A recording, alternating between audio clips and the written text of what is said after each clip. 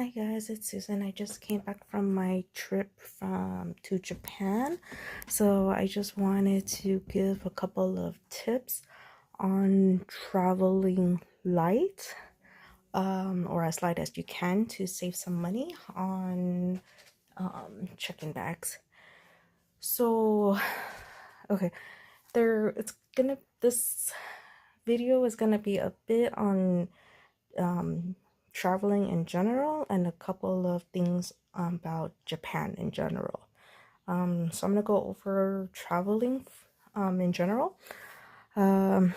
First tip I would give is bring some work clothes that you don't mind just tossing, so you don't have to bring back home. Particularly pants that you don't mind leaving there, because pants take a lot of room. And bring shirts you don't mind re-wearing, or that it can be worn with different pants to give different looks. So that if you bring clothes you can leave there, that'll save some more room in your luggage for souvenirs. Also, I don't have it with me. My brother took it, but there's a neck pillow you can open. So it's just a pillow, or it's just a covering with a zipper on both sides, and then you shove like 2-3 days worth of clothes, and it can just be counted as a pillow, not as a personal item. So that also helps you save some room in your luggage. And then also, okay, so for my makeup, let me show you. This was all I brought.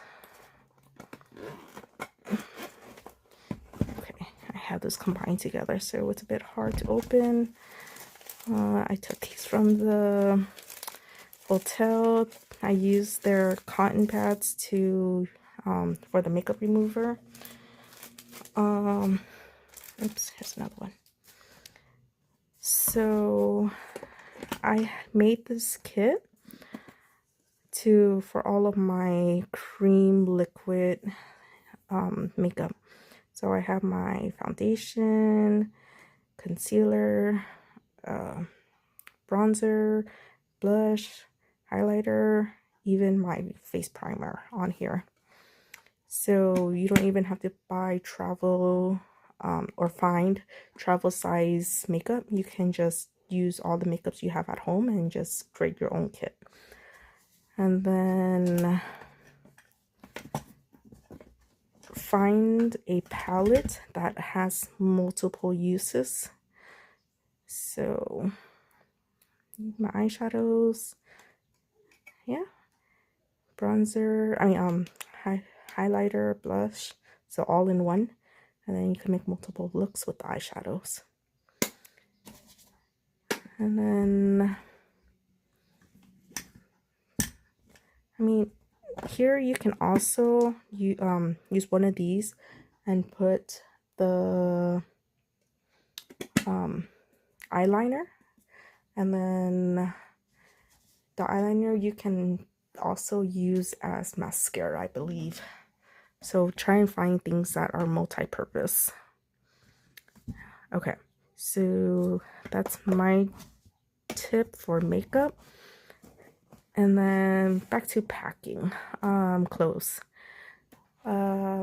Use packing cube, the compression one, because it squeezes your clothes tighter. If you're on a budget though for those, I would get an air pump. Actually, this is kind of expensive too.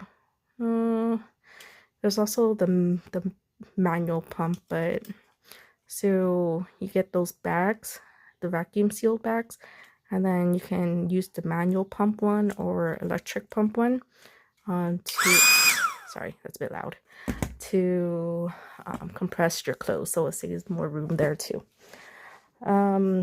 Also, I would try to check with your hotel if they have a website or if you can call them to see if they have laundry. So you just do your laundry there and you don't have to bring a lot of clothes.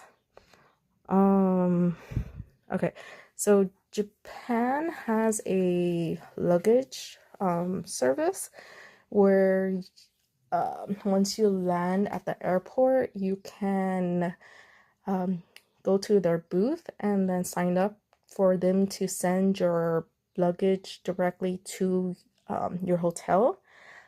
I believe it was like $20 per luggage. That way you don't have to carry that around everywhere.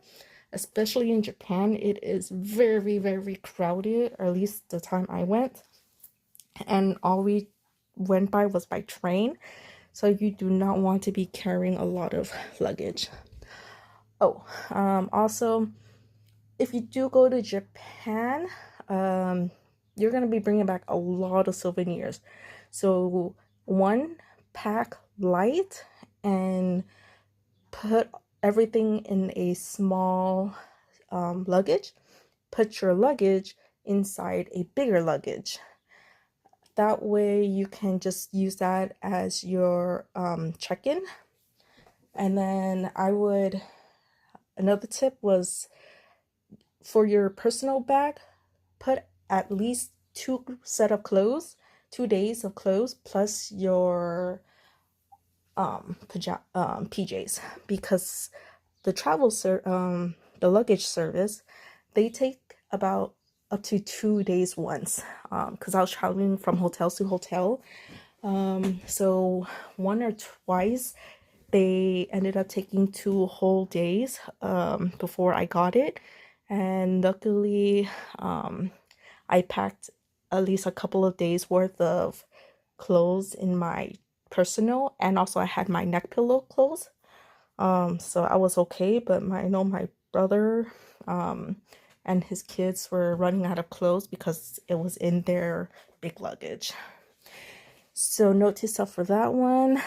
Okay, if you're going to Japan or any country you don't understand the language, download the Google Translate. That was also a lifesaver.